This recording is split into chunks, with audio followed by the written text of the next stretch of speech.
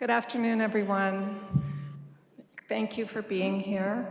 I'm Dr. Pam Schaff, and I'm the director of the HEAL program, Humanities, Ethics, Art, and Law program here at Keck.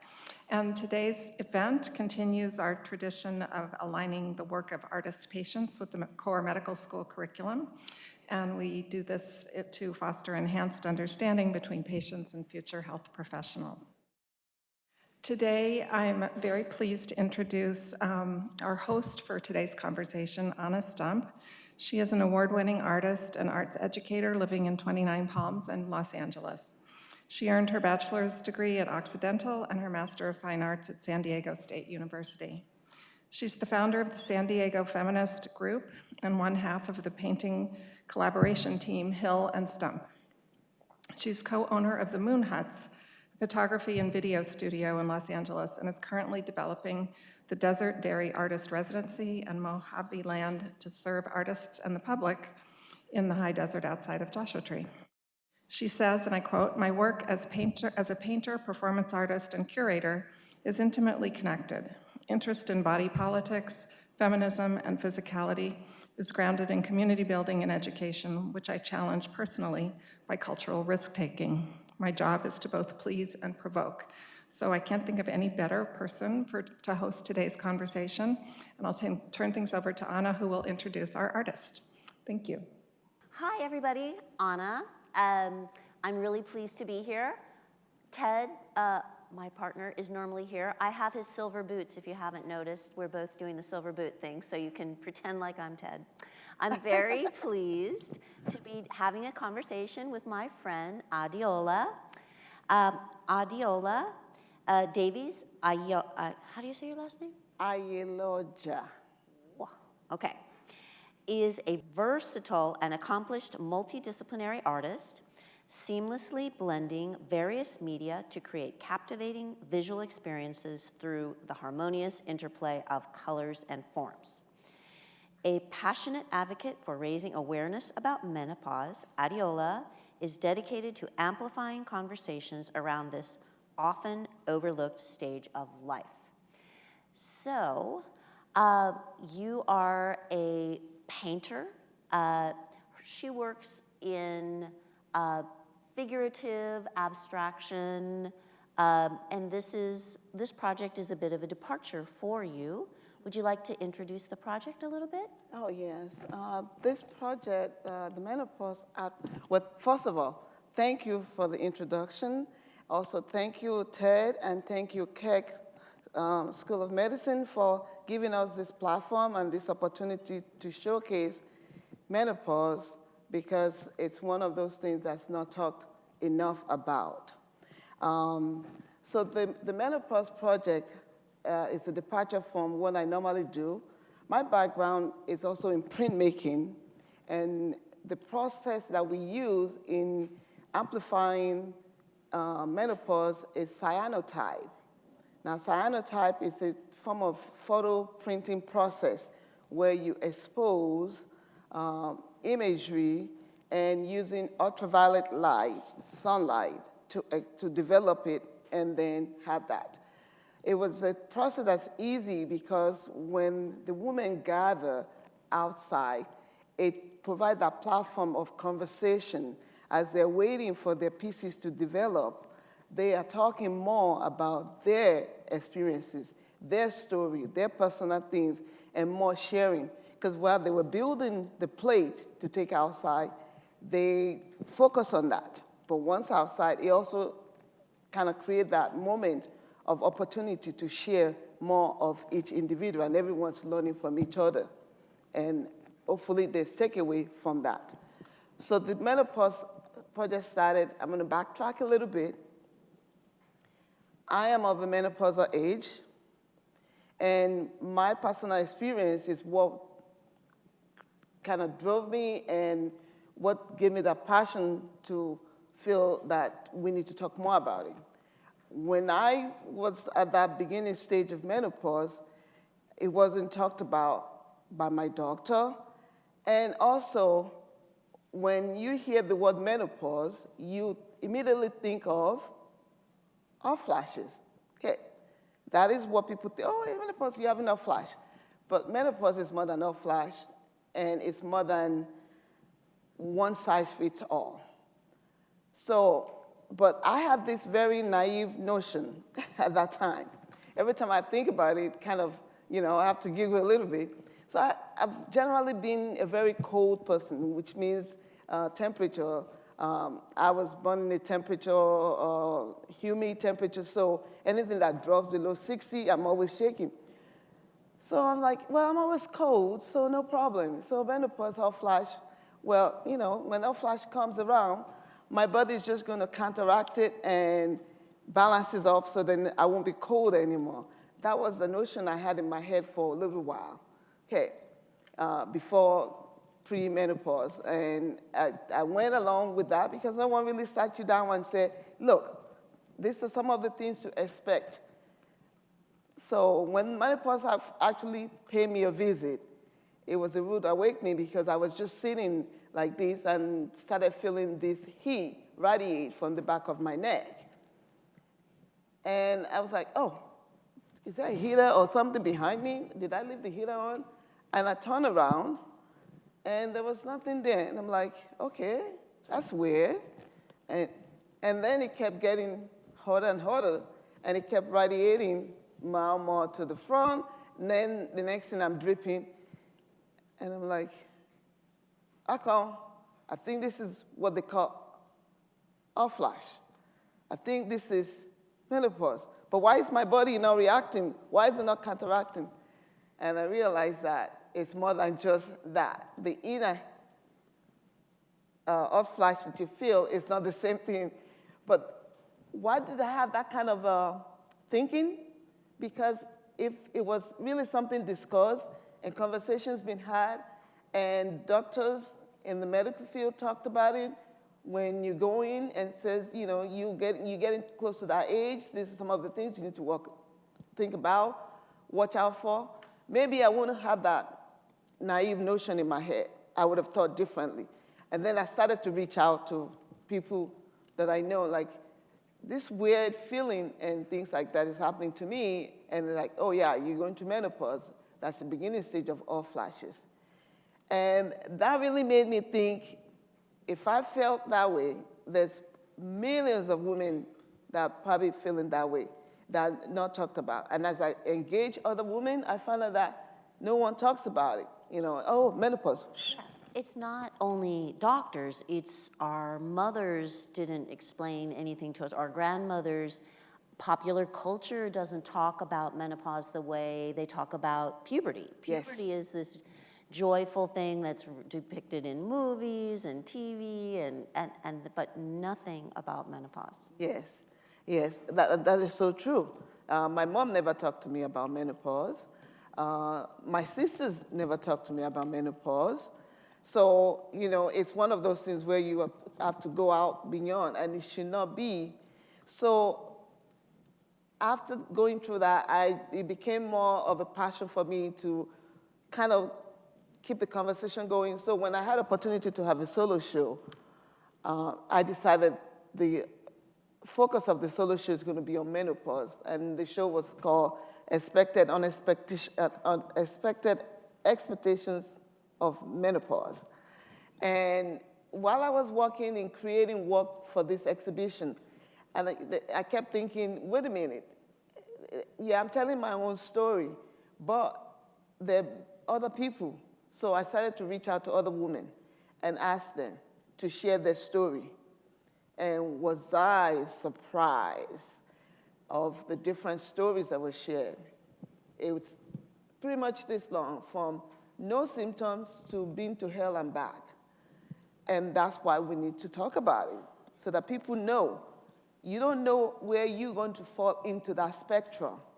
But if you're familiar with those symptoms, when that time comes, you can pretty much say, oh, I think I know what's going on, and reach out and get treatment. Because a lot of women suffer in silence through menopause. And it's a mental health issue also, because it creates depression. So let's talk about how this project came about. You applied for a big grant from Yes. California, the state of California, Yes. and Why don't you explain that process? So after having the solo show, I was really impressed, and I was also encouraged by younger people, both female and male, that came up, that saw the exhibition, that came up and mentioned to me that they're very delighted and thankful that this exhibition is going on, because they learn a lot from the 34 identified symptoms of menopause to some of the remedies or some of the things that people share in their stories. And at that time, I says, this has to continue, because the solo show is over, it's not ongoing. So when the opportunity came for the California Art Council and our inland creatives, I decided I'm going to apply for the grant under the umbrella of menopause that would allow me to continue to champion this project. And luckily, I was granted, and from the grant, I was able to then proceed. The grant allowed me, it was more restrictive for Inland Empire, the area, the specific target area, communities. So I was able to go into some of those communities and offer the workshop and invite women to come in and do the cyanotype workshop and share their story, and that's how the project got started. And so the women that participated in your project were not necessarily artists? No. So they might never have, they didn't know what a cyanotype was, or they didn't, so you had to guide and teach. Yes, yes, it's, correct. So when they come through the process, I streamline it so that when they come in, they don't have to deal with trying to coat the paper. Those were all pre-done, and it was just a matter of them composing their narratives on the plate and exposing it. So there's part of the process that we prep along for them before showing up. There were artists that did, and there were non-artists that did. But they were eager to do it and take their stories. Even people that says, I didn't have a whole lot to share. But when they sit down and they start to think deep about it, they say, oh, yes. I have women that says, I can't seem to remember my menopause. I kind of let it fade away because maybe it was a bad experience. And, and then after sitting down with other women, they start to think, oh, yeah, that's true. I had this, I had that, and stuff. And it's very important to share that. How many times did you do these workshops? It happened over the course of many months? Yes, yes, it did. We have a year of period to get things rolling. It started a little bit slowly, and then I pivot in finding the participants through smaller organizations and things like that, and have that opportunity, to take it. But before the grant, when I did my solo show, I want to allude to the fact that I had over 70 women from all over the world sending their stories, their narratives. They didn't do the cyanotype because it was just a call out, like, just share your story with me so I can do an installation in this exhibition. And they did. And that was when I was blown away, like, wow, all these different stories. So did you see different parts of the world, different cultures, dealing with menopause in some better and some not so good? Or was it pretty much terrible all across the world? I believe it's pretty much the same, which is a little surprising. bit, yes. Yeah. It's pretty much the same. I had some people from India that did. Their stories is no different from here. I had people from Canada that did participated. Their stories is not different from here. So this woman issue is universal. And would you like to go through the slides and sort of describe them? sure. I'll go back yeah, to the I was first going one. to start that. So this one, the first few slides we're going to be seeing has a lot to do with the ones that I interpreted when those 70 women, plus women sent me their information. So I selected some of them and did the cyanotype, my own interpretation of that. And then the rest was part of an installation that was done. And this one here was, says, I titled it, it says, I pray. My menopause experience was horrifying. I was bleeding profusely from an ovarian cyst that had grown to the size of a grapefruit. I had partial hysterectomy to stop the bleeding. My quality of life improved dramatically after the surgery. No bleeding and no cancer. I was advised to have a partial hysterectomy because a full hysterectomy could affect my ability to have an orgasm. I've had to exercise more due to weight gain after the surgery, but at least I am well. I pray every woman pays attention to their bodies and see a gynecologist regularly. Be well. So I took that and had the image of a woman standing, raising hands, praying, and really praying that we all take heed to this and make regular visit and really have a heart-to-heart conversation. The next slide. Yeah, this is the one that Lynn shared. And our experience is totally different. I'm not going to read the whole thing, but our experience was totally different. She started in that late 40s with menopause, and being that she was a working pilot, she was always have a sense of being grateful for that air vent in the, what they call it, the pilot. Cockpit?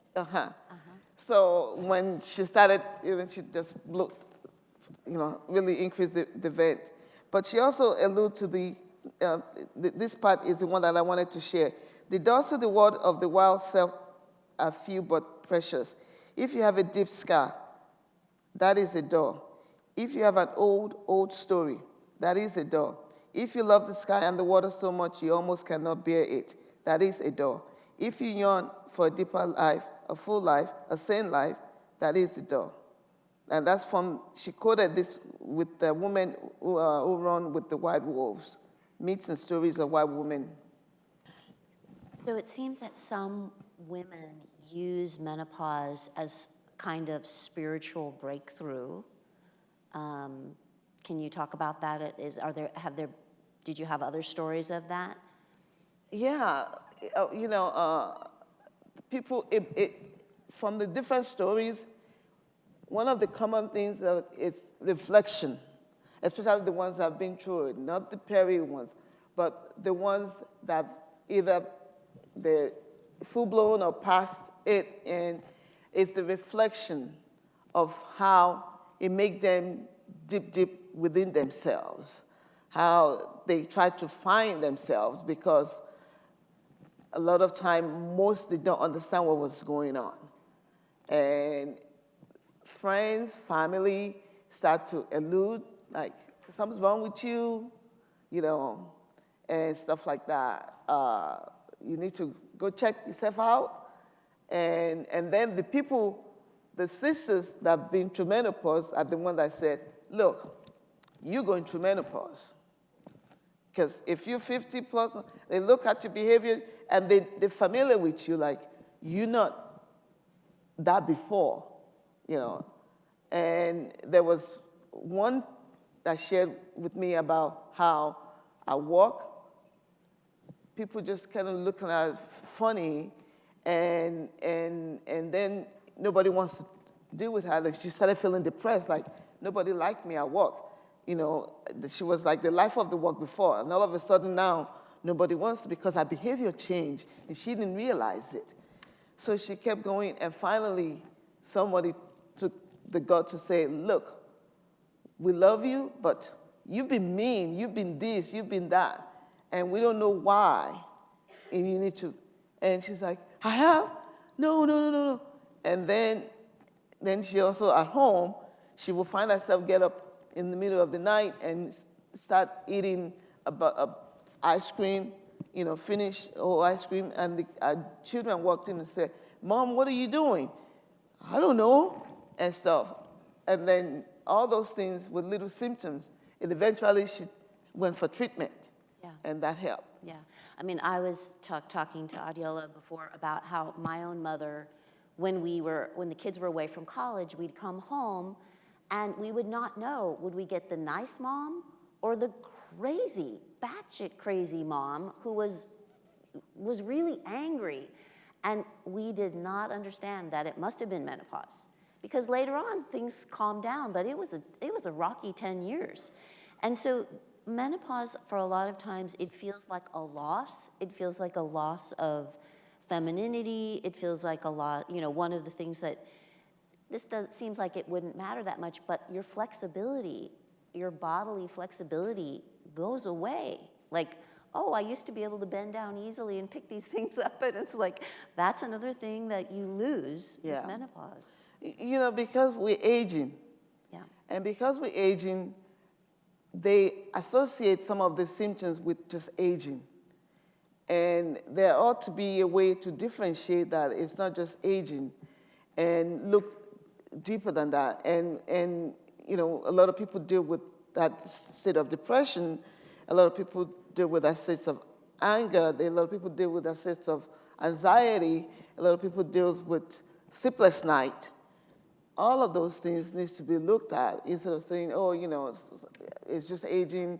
If your body is aching, it's just aging. And so things need to be eliminated to make sure that it's not. And there are different forms of really treating these. And the women that did this project, they share. Not everybody went through the route of doing hormone therapy. Some did. It was a lifesaver for them. Some did not. But sharing that, it gives also the perimenopause and the younger people coming along, the younger women coming along, to know that those options are available, and they can then talk it with their doctor. Yeah. Shall we move on to the next slide? So this one is the one that says, this is talking about the years. This person says menopause is reflective, we said. And in this person was talking more about reflecting that after she'd been through all this, she then realized that my life experiences as a collagen fades away. It looks like my body's changing shape, becoming fuller, thicker, more curvy. Despite a clean diet and exercise, it is a bell ringing, informing me that I have more years behind me than I have in front of me. Okay. So it's another reflective story that she shared, that with clean diet, and she was not the only one. There's several people that share that, where like clean diets, exercising, everything, and you're not losing weight. That becomes depressing. If you used to dropping weight like that, and all of a sudden you're doing everything and nothing is changing, then you started to feel down, like, what am I doing? And so, again, it's a powerless Yes. feeling. Yeah, I experienced that definitely myself, too. I did too. Yeah. Yeah. Shall we go to the next one? Yeah, so. And we want to take questions from you. I mean, a lot of you have estrogen in you, and you're going to go through this. I'm sure that there's lots of these conversations where you hope you never have certain diseases, but this is coming at you if it hasn't reached you already. And people don't talk about it. I've been having conversations just I'll be at a party and I'll see women who are like in their 40s and they're like, I'm doing this, and we'll be talking about it. They're like, thank you so much for just talking to me about menopause, because it's not a dirty word. No, it's just not. something that comes at you. It's not. Shh. You get that sense. This one I titled "Find My Best New Friend," and we're all gonna have that. I still have, and nowadays it's easy. You don't need one of those. You can get one of those small handheld electrical one, either battery operated or charged with USB. And when you start feeling, and don't feel shy when that sense of hotness come around, you got to do what you need to do to feel comfortable in that moment. And there are moments where one minute you're hot, the next minute you're cold, and that's perfectly okay. So this person was one that had more, in every family also there's different experiences, and she was talking about how she had worse experience in a family and the other sister didn't experience what she did. So she felt alone. Even within our own family, we can still get that sense of, being alone because the others are not experiencing what we are, but still feeling the sense to talk about it. And if one have a very supportive family, whether the others didn't go through it, they can then turn around and give the support that the person needs. How about, did you have conversations with them about how the men in their family, the partners, the sons, maybe even the fathers, if they were so, how did they react?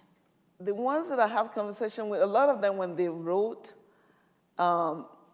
they few that wrote about family members are like maybe it was a problem in their marriage. Menopause created a problem in their marriage, yes, because the low libido and dryness and all those kinds of things, where if the partner doesn't really understand that the woman is going through the changes, that will create problem, and that created problem in the marriage. I'm hoping that as this project continues, because I see it as a living project, as ongoing, that would start to embrace more of them sharing, just know what they're feeling internally, but also external factors that affect them, how their other family members perceive them and stuff. And also invite men, their point of view, because during that solo show, I had men that came up with me individually and with their partner to say thank you, because me knowing about these symptoms helps me to help my partner, because then I can identify that my partner is going through this rather than going, what's wrong? I don't know. My fault. Yeah. This one's about self-advocacy. I love this story here, and I think I want to read this because, for sure I had the weird night sweats, foggy brain, and erratic cycle for what seems like ages. Thankfully, no major mood swing, so all in all, I had a pretty easy time of it. But truth be told, the worst part was my beloved OBGYN, the lovely man who had so tenderly cared for me through 2 pregnancies, difficult deliveries, and a couple of miscarriages. But once I started evolving into this next phase, he became impatient and even uninterested. I had so many questions, but he never really gave me much in the way of education. But silly me, I thought that was his job. So I started to reach out and read about Dr. Christine Northrup, and definitely knowing biology and attuned to Western and Eastern medicine, which seemed to irritate him even further. I long ago abandoned the formerly kind doctor. Whatever was going on with him, I would never know. But for me, the entire process turned into a great evolution of art and mind in so many ways. The best I can say is that it really reinforces in me the idea that we need to be our own advocates, medically and otherwise, throughout our lives. These are hard-won lessons, and we have survived them all. Yeah. How was your experience with your doctor going through menopause? Not much. It was like, oh, when's your last period? Okay, all right, you must be going through menopause and stuff like that.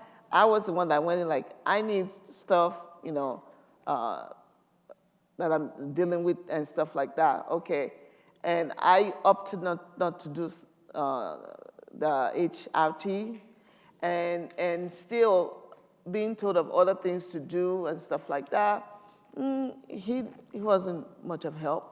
Yeah, You I know. was lucky. I mean, I think that's interesting because a lot of times you go through your discussions with the doctors and they're very quick.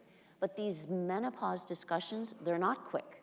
My doctor, I was really happy with her. She sat down, she asked me about all the symptoms, she guided me, she sent me to an OBGYN, and I did do hormone replacement therapy. And I actually, just gonna let you know, I actually wish I hadn't stopped. And because you get scared. You hear these things, oh, you're gonna get cancer, by taking hormone replacement therapy.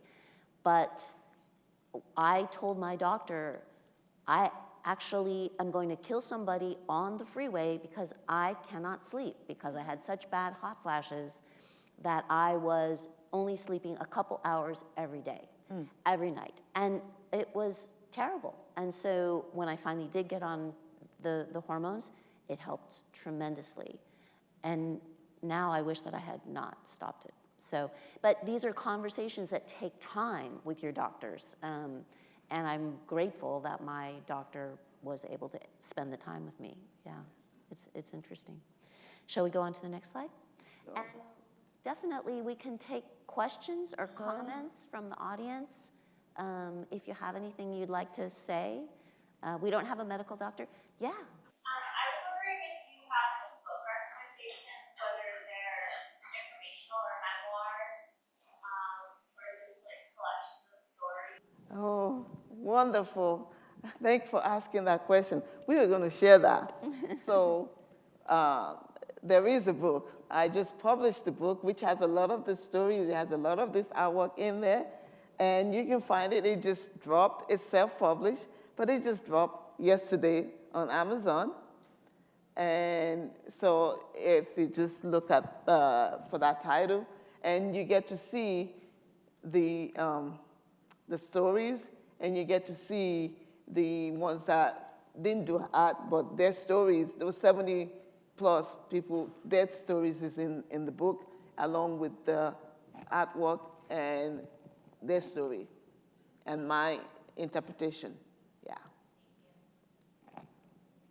All right.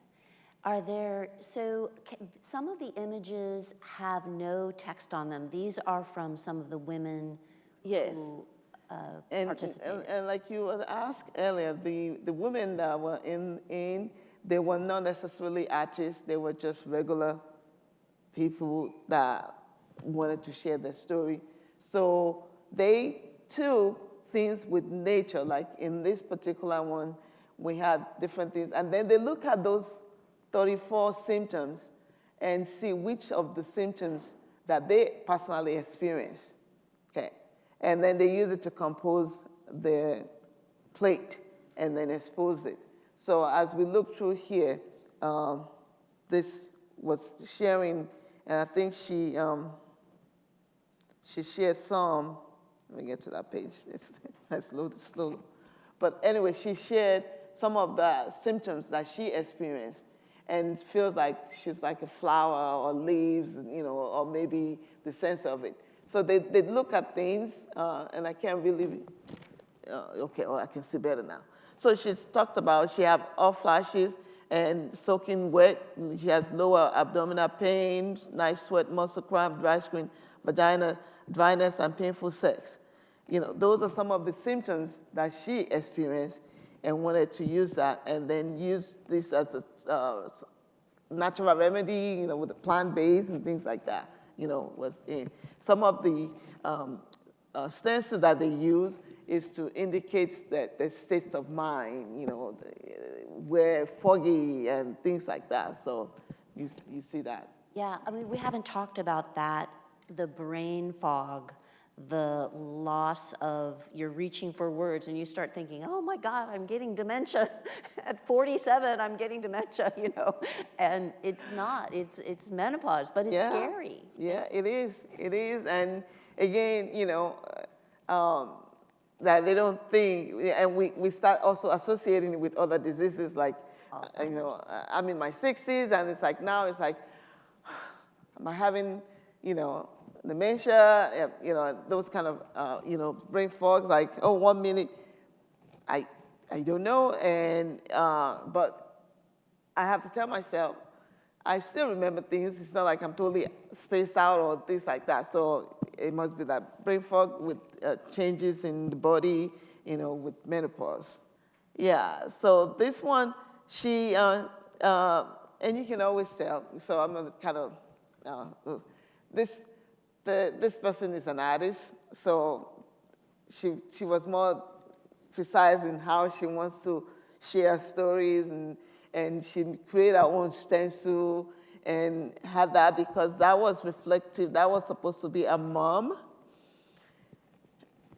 and something that she uses in the other works. The silhouette was representative of a mom, and then the infinite of that was how with family sharing information, and then she says family was more influential in how the experiences, because she has two other sisters, and one thing that she felt menopause gave her was freedom.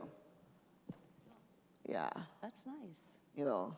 So there's always that, and she wasn't the only one. There were actually a few people that said, oh, freedom. And they look at the freedom, maybe they weren't having a lot of other symptoms, but one said freedom because I no longer have to deal with painful cramps and intensive bleeding and just nonstop, like for 2 weeks in a month. They're in that state of debilitating, pain. And so when she actually went through, she was happy that she went through menopause and didn't have to deal with that. And it gives her that relief and freedom. Great, yeah. Yeah, it's not all lost. We're making it sound like it's all lost, but it's not. No. So you're from Nigeria. Can you talk a little bit about health in general, women's health in general in Nigeria? Do you have any insight in that? Well, in this project, I did the workshop with a bunch of Nigerian women.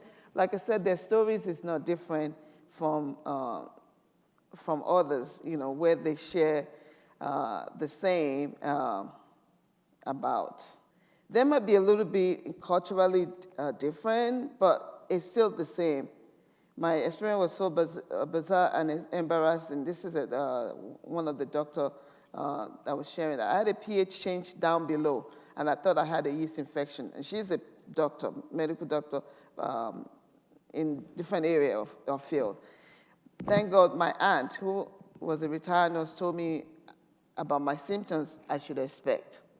Okay, I was not able to lose weight no matter how I tried. Common thread.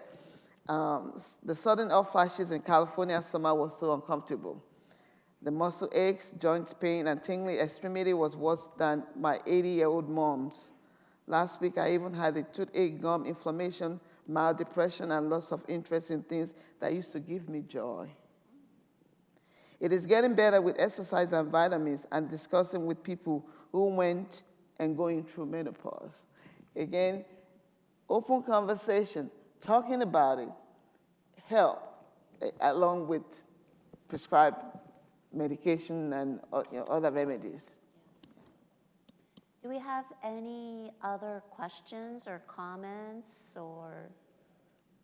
I just want to say thank you to both of you for this conversation, Anna, for lending your artistic expertise and wonderful questions, and Adeola for sharing your work and the work of other women. It is a topic that doesn't get discussed enough or in community, and I love the way you have offered a communal sort of space for this to encourage conversation and advocacy. So thank you so much. Well, thank you. Thank you. If we go to that QR code. Yep. Yeah, so the QR code is if you know of anyone that would like to share their story, they can scan the QR code and it takes them to the survey, and then you can just share your story because this is ongoing, and as every new opportunity becomes available, those stories will be then be part of the exhibition and share, which is still, even if they're not able to do the artwork itself, still sharing the story is still getting that conversation going and amplifying. And the more we share, the more.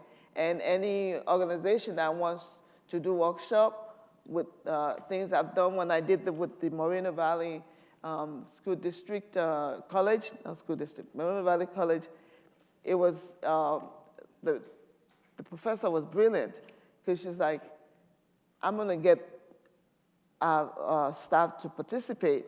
And she made a proposal to become professional development, one of those things that for the health component.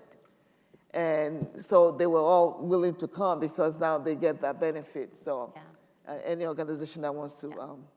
And in this political time where it feels like women are possibly moving backwards in a lot of different areas politically, you know, it's just great that maybe in this area we can just we can have open conversation, and at least in one thing we can move forward, as opposed to like keeping it quiet and not talking about menopause.